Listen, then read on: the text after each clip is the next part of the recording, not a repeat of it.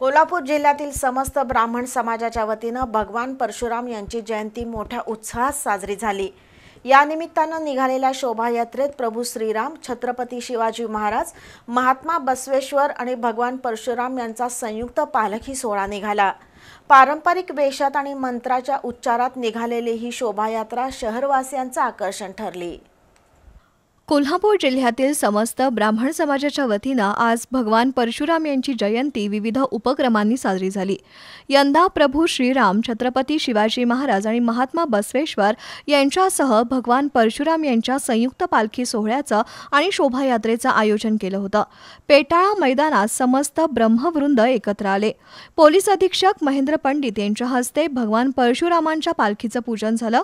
पारंपरिक वाद्यांच्या गजरात शोभायात्रेला प्रारंभ झाला।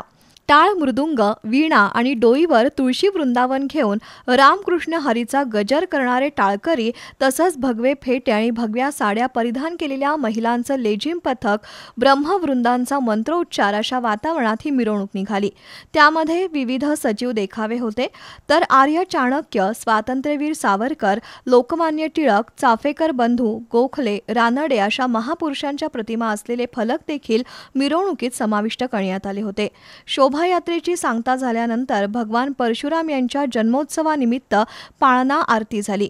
या सोहळ्यात संतोष कोडोलीकर, मकरंद करंदीकर, श्याम जोशी, दिलीप गुणे, रामचंद्र टोपकर, नंदकुमार मराठे, अजित ठाणेकर, संजय जोशी, प्रसाद भिडे, सचिन जनवाडकर, विनीता आंबेकर, पूजा जोशी, मोहन देशपांडे, अवधूत जोशी, धर्मराज पंडित, केदार वाघापूरकर यांच्यासह नागरिक सहभागी झाले होते।